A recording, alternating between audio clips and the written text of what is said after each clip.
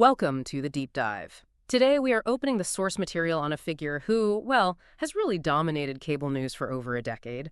But her foundation is maybe surprisingly academic and historically rigorous. We're talking about Rachel Maddow. We're diving into the biography of this DPhil-holding, Grammy-winning scholar who really managed to translate high-level policy research into a massive media brand. Exactly. And our sources today, they don't just, list her jobs. They reveal a very deliberate strategy. So our mission for you, the listeners, to kind of connect the dots between that intense academic background, a Rhodes Scholar at Oxford, and her, unconventional structure for political commentary. We want to understand the wonk behind the anchor, right? Yeah. See how that strategy let us succeed across, pretty much every platform. TV, radio, books, podcasts, the works. It's pretty staggering when you look at the raw facts, the sheer scope. I mean, most people know her as the anchor of the Rachel Maddow Show. But let's just hit some immediate headlines that show her historical importance. She holds a Doctor of Philosophy and Politics from Oxford, first openly lesbian host of a major primetime news program in the U.S. And that detail, that always gets me, a Grammy Award for the audiobook of her nonfiction book, Blowout. Yeah, that combination is exactly it. Academic rigor meeting mainstream, critical acclaim. That's what we need to unpack. This is someone who was a competitive high school athlete, volleyball, basketball, swimming. Right. And at the same time, reached the absolute top tier of global academic prestige. So the story isn't just about being a TV host. It's about a scholar finding the most effective way to deliver complex long-form analysis. Okay, so let's unpack that foundation. The academic side, the personal side, because the contrasts in her background, they really seem key to understanding her later focus on things like systemic fairness and policy. Right. So she was born in Castro Valley, California, April 1st, 1973. Right. And if you look at the family context, it's stable, solid, middle class, but definitely ideologically conservative. Her father was former U.S. Air Force, then became a lawyer. Her mother was a school program administrator. And the sources really emphasize that the culture she grew up in was, a world away from the liberal circles she moves in professionally now.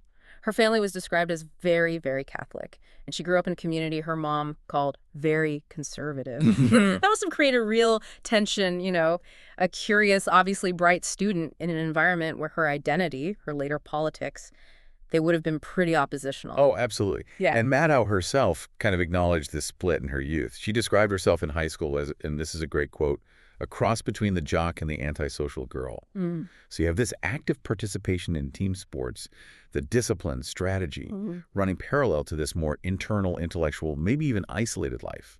This balancing act seems to be a theme throughout her career. Public persona, deep internal thought. Okay, so academically, it starts at Stanford, BA in Public Policy, 1994. And she got the John Gardner Fellowship at graduation, which is notable. Public policy itself, that field, it inherently connects political action with, measurable outcomes, right? It kind of sets the stage for her focus on policy analysis, not just political personalities. Definitely. But Stanford is also where our sources reveal this intensely personal moment that kind of thrust her into the public eye way too early.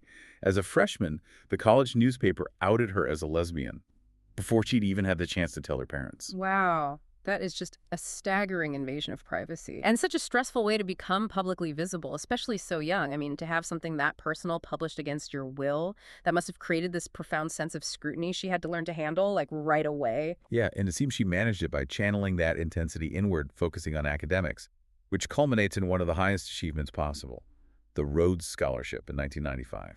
And you really have to understand the weight of the Rhodes. It's incredibly competitive internationally, based on intellect, leadership, character, public service. She was actually so sought after that year, she turned down a Marshall Scholarship, also prestigious, to accept the Rhodes. And it wasn't just about the academic win, was it? No, not at all. By accepting in 95, she made history, became the first openly lesbian winner of the Rhodes Scholarship. Huge. Yeah, a really key moment for LGBTQ plus visibility in those elite academic circles in the mid-90s. It showed her personal identity and intellectual power were, intertwined aspects of her public success. So the Rhodes takes her to Oxford, Lincoln College, and she starts working on a Doctor of Philosophy and Politics. She finished that in 2001. A DPhil, that's years of dedicated original research. It's like the polar opposite of the 24/7 news cycle she'd later join. Exactly. And the title of her thesis gives you the ultimate insight into how our analytical mind works. It was AIDS and healthcare reform in British and American prisons. Okay. So not abstract political theory. This is deep comparative public policy analysis focused on systemic government failure, human rights abuses, all within controlled environments like prisons. That specific topic really does explain a lot about what people call the Maddow method, doesn't it? It absolutely does. Think about it. She chose something requiring rigorous cross-national comparison, Britain versus U.S. It involved deeply marginalized people, prisoners, and examined that intersection of politics, public health, human suffering. Her thesis wasn't just describing the problem, it was analytical, looking at where systems break down and how policy reform could fix injustice. That kind of deep evidence-based structural critique, that becomes the absolute backbone of her famous A-block analysis later on. Okay, so here we have this DPhil holder, right?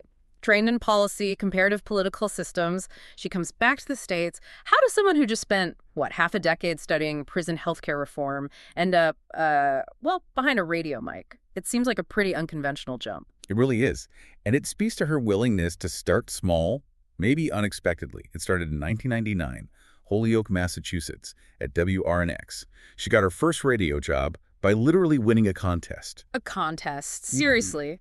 To be the second lead, like the sidekick, on the Dave in the Morning show. This Oxford academic wins a local radio contest. It suggests this natural talent for communication, for performance, that existed right alongside the academic chops. Wow. So she did that, then hosted a big breakfast on WRSI for a couple of years, and then makes the jump to Air America in 2004, the liberal talk radio network. That was her first real taste of national political commentary, right? Air America is where she co-hosted Unfiltered. Yeah. And look at the co-hosts, Chuck D from Public Enemy and Liz Winstead, who co-created The Daily Show. That's quite a lineup. Yeah, definitely eclectic. Even after Unfiltered got canceled in 2005, the network saw her potential. They immediately launched the Rachel Maddow Show on radio that April. And that radio show, that was really the training ground for the style she'd perfect later on TV. Conversational but packed with context. The sources mention how tough that transition period was, though, especially once TV started happening. Oh, incredibly taxing. By 2008, her TV career is taking off.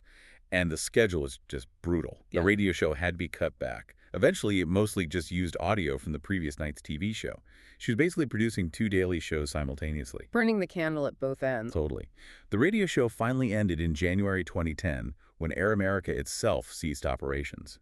So the TV pivot, that started back in June 2005, initially as a panelist. Yeah, on MSNBC's Tucker, which was hosted by Tucker Carlson back then. Right. That's a fascinating little historical footnote, isn't it? Her cutting her teeth debating him. It really is. Yeah. But by January 2008, she'd moved fully into being a political analyst for MSNBC, became a regular, highly valued contributor on Countdown with Keith Olbermann. And Olbermann seems absolutely key here. Pivotal. She started subbing for him on Countdown. That gave her national exposure as a host for the first time. She said she was nervous doing those early shows. I bet. But the performance clicked. The episode she hosted was the highest-rated news program in that key 25-54 demographic. Olbermann saw that success and really pushed for her to get her own show. And that advocacy worked. Led directly to the launch of the Rachel Maddow Show, TRMS, on TV, August 2008. Yep. It replaced Verdict with Dan Abrams in that competitive 9 p.m. slot. And this launch, it wasn't just a schedule change. It felt like a real watershed moment in media. Absolutely. She became the first openly gay or lesbian host of a primetime news program in the U.S. That significantly boosted LGBTQ plus visibility nationally, right at a critical time. And the success wasn't slow, was it? It was immediate. Immediate and, explosive. Within just 1 month, TRMS doubled the audience for that time slot, doubled it. She was even occasionally beating Countdown in the ratings sometimes. Yeah. It proved her unique style. That blend of intellectual depth and engaging delivery really resonated. People were hungry for something more than the usual cable news back and forth. And the critics noticed, too. Oh, yeah. Initial reviews were really positive. One outlet called her the star of America's cable news, described her as a liberal spark plug. Yeah. She brought a depth, a connection to history that cable news had arguably been missing, linking the day's news to that longer arc. Okay, so this is where we really get into the nuts and bolts, the intellectual machinery behind the show. It's crucial for understanding her success and why she could pivot later. Maddow has this clearly stated mission to increase the amount of useful information in the world. Simple, but powerful. And that philosophy really shows up most clearly in her signature opening segment, the A block. For anyone listening who isn't familiar, this A block, it can run for like 20 minutes, sometimes even longer. It functions almost like a mini documentary, or frankly, like a chapter from that DPhil thesis we talked about. It just digs deep into one story, laying out all the historical, political context. It's the core of her method. And the key difference is she rarely just focuses on the latest tweet or the immediate outrage, right? Instead, she connects whatever's happening now to events from decades ago, uses archival clips, documents old news reports, builds this intricate web of context. It's like investigative history packaged as a news segment. And she sees that as essential. She said the pressure is always to deliver something to say that people don't already know. She's not just summarizing the news feed. She's trying to add intellectual value, context you can't get just by scrolling. The pacing is deliberate, the tone analytical, the commitment to history is just unwavering. You really saw this during her coverage of the Trump administration, which, often got criticized for focusing heavily on complex investigations. But her stated rule for covering that period was simple. Don't pay attention to what they say. Focus on what they do. Right. Action over rhetoric. Exactly. It let her filter out the noise of daily pronouncements and focus instead on policy changes, legal moves, investigations, the actual doing. Now let's talk about how she identifies herself politically, because this often gets kind of flattened out or mischaracterized. She describes herself as undoubtedly a liberal, okay? But then she adds this really specific historical layer saying she's in almost total agreement with the Eisenhower-era Republican Party platform. That reference is so telling, isn't it? It suggests her ideology is rooted in things like, traditional government competence, strong infrastructure, national defense, positions that kind of transcend today's partisan lines. She seems to see herself supporting more classic model of American governance. And that focus on governance, on security, explains why she calls herself a national security liberal and a defense policy wonk. Her political positions often seem driven by this deep dive into policy mechanics. Like her opposition to the 2003 Iraq War, she focused her analysis on the evidence, or lack thereof, and the sort of campaign of deception that led up to it. Analysis first, then the position. Right. And similarly, her stance on the alleged Trump-Russia connections, it was viewed through that national security lens. Our sources confirm her view. If the presidency is found to be knowingly the product of a foreign intelligence operation, that is a full-stop national crisis. Yeah. She framed it not just as political drama, but as an existential threat to the integrity of government, which is totally consistent with her policy background. Now, this kind of intense, conviction-driven commentary inevitably led to conflict. And there was a really crucial legal challenge involving One American News Network, OAN. Yes, July 2019, OAN sued Maddow, Comcast, MSNBC, NBC Universal, the whole group, for $10 million. And the basis for the suit was a comment Maddow made describing OAN as paid Russian propaganda. Right. And that comment referenced a specific story in the Daily Beast, which reported that an OAN employee was also working for Russia's Sputnik News. OAN claimed this was defamation, that it hurt their reputation. Okay, so let's dive into the legal outcome here, because it's important.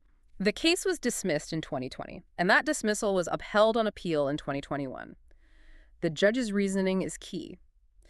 The court found Maddow's statement was legally considered an opinion, not a factual assertion, and therefore couldn't be the basis for defamation. Yeah, this is a huge distinction for anyone in political commentary. Defamation usually needs proof that a factual statement was made maliciously and was false. By ruling that paid Russian propaganda was opinion based on that verifiable report about the Sputnik News employee, the court essentially validated her right to draw sharp analytical conclusions from reported facts. So pointed commentary, protected speech. Exactly. The statement, while definitely harsh, was ruled protected hyperbole and commentary, not meant to be taken as literal fact. That legal win basically affirmed the boundaries of her Maddow method, right? Confirmed she could use strong context-based language derived from evidence. And the kicker for OAN, Herring Networks, their parent company, had to pay Maddow's legal fees. Ouch! Now, following all this, we see a really interesting career shift start to happen. She took a hiatus, February to April 2022, to work on the film adaptation of her first big podcast hit, Bagman. Right. And then, crucially, since May 2022, she moved to just doing the TV show once a week on Mondays. That felt like a huge pivot. Prioritizing these long-form, deeply researched projects, which are also highly profitable intellectual property, over the daily cable news grind. It did. Although the sources note a strategic return planned. She's announced she'll go back to 5 nights a week from January to May 2025. Specifically to cover the first 100 days of a potential second Trump presidency. Okay, interesting. Yeah, so she'll revert back to Mondays after that. It shows that while long-form is the priority, she still sees the need for that daily presence during really intense political periods. And that pivot to weekly TV really just underscores this transformation. Maddow has successfully become, well, a multi-platform mogul. Her writing, her audio investigations, they're winning awards usually reserved for the absolute highest levels of journalism and even the recording industry. Let's track the writing career. First book, Drift, The Unmooring of American Military Power, came out in 2012. Focused on the military's expanding role in American politics after World War II. And boom, straight to #1 on the New York Times bestseller list for hardcover nonfiction. Right. Proving that DPhil level research could absolutely be translated for a mass market. Then came Blowout in 2019. That one was about corrupted democracy, Russia, and the global oil industry. Deep dive into energy corruption. And this is where that unique cross-platform recognition kicks in. She recorded the audiobook herself. And won a Grammy for it. Exactly. Best Spoken Word Album at the 63rd Grammys in 2021. You know, the Grammy win isn't just a fun trivia point. It really validates her delivery as part of her success. That category celebrates narrative quality, performance. Winning it showed she could hold engagement, translate the rigor of her writing into a compelling listening experience. Put her alongside other major figures who mastered spoken word. Totally. And her publishing success kept rolling. Yeah. Bagman came out as a book in 2020, co-written with Michael Yarvitz, then prequel. An American Fight Against Fascism in 2023, which grew directly out of her podcast work. Okay, so let's talk about that podcast pivot, because arguably this is the purest expression of her long-form historical A-block method, just in a different medium. Bagman launched in 2018, 6-part investigation into the 1973 Spiro Agnew scandal.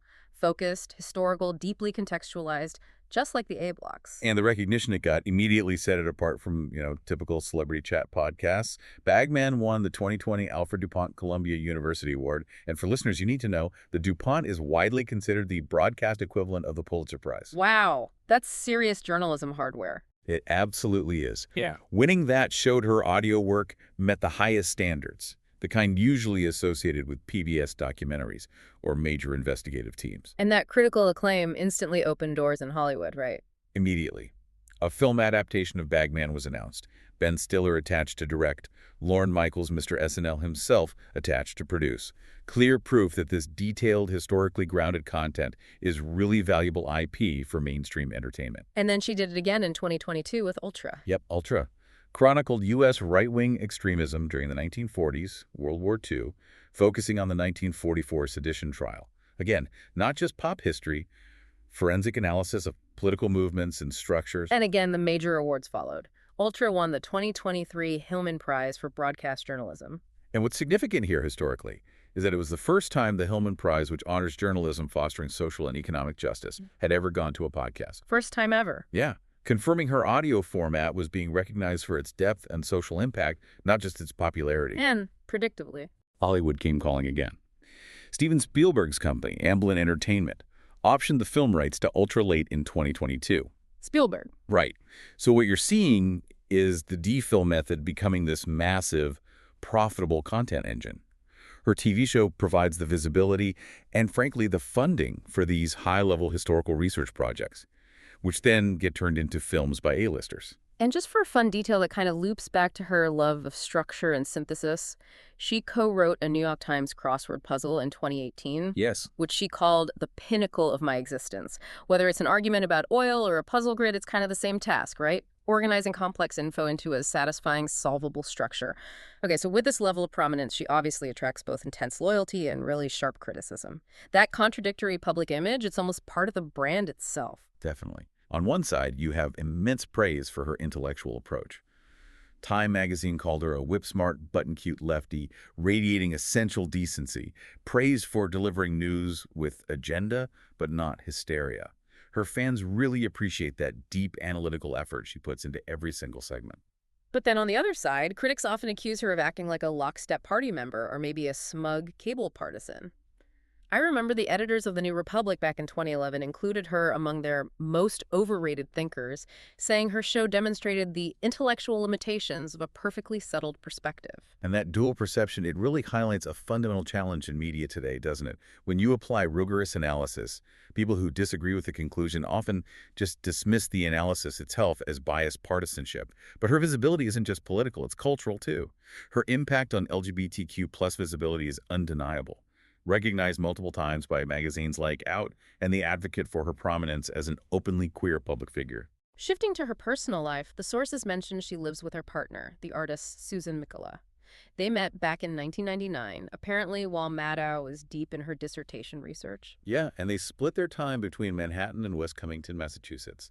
So balancing that intense media world with a more rural, quiet life. One of the really important aspects of her public persona is her openness about mental health. Yes, very important. She's been incredibly transparent about coping with cyclical depression since she was a teenager. She's noted that while it's something she manages daily, it doesn't diminish her capacity for joy or her ability to succeed at a very high level. And that disclosure carries a lot of weight, doesn't it? Huge weight. She said she felt a responsibility to share her story because learning about others who were successful despite dealing with depression had been really vital for her own journey. So that act of sharing turns a private struggle into a kind of public service, which really aligns with the ethos of her academic work on suffering and systems. The sources also give us a peek into how she deliberately manages the immense pressure. She lists 3 key things for staying sane: exercise, sleep — she calls herself a good sleeper — and fishing. Fishing, okay. Yeah. It points to this grounded, disciplined approach to maintaining health in a ridiculously demanding job.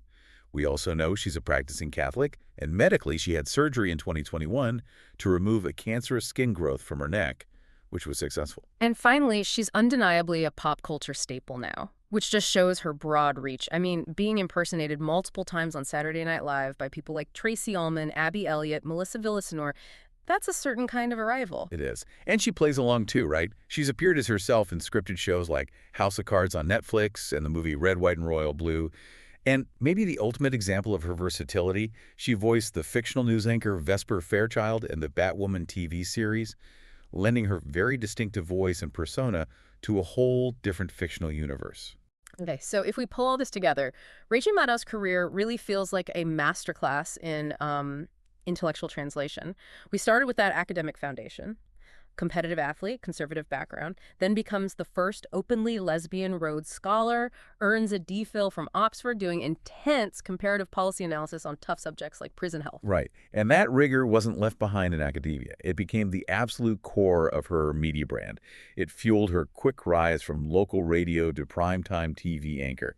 And crucially, she translated that academic method, the deep context, the history, the evidence, into a repeatable, successful media structure, that signature A block. And that methodological consistency seems to be what enabled the pivot to becoming this multi-platform mogul we see now. She leveraged her TV authority to become a #1 New York Times bestselling author, won a Grammy for her narration, and then developed these high-level investigative podcasts, Bagman and Ultra. And those podcasts didn't just get popular. They won the DuPont and the Hillman Top Journalism Awards and got immediately optioned by Hollywood giants like Spielberg and Stiller. It's incredible. Her success really shows the power of that deep, context-driven research. So for you, the listener, the takeaway might be that intense intellectual investment doesn't have to limit your options. It can actually provide the ultimate foundation. She successfully turned her, intense curiosity and policy wonkiness into critically acclaimed, highly profitable IP across pretty much every modern media format. Which brings us to our final provocative thought for today. As journalism, as news consumption keeps changing, so rapidly moving away, maybe, from just daily punditry, is this long-form, historically contextualized A-block method the future? The method she's now adapted into these high-value, award-winning podcasts and books is that the template for how highly informed public figures will share complex information going forward. Is the DPhil-level investigation, but packaged as compelling entertainment, the next great medium for serious intellectual engagement? Something to think about as you navigate the news yourself.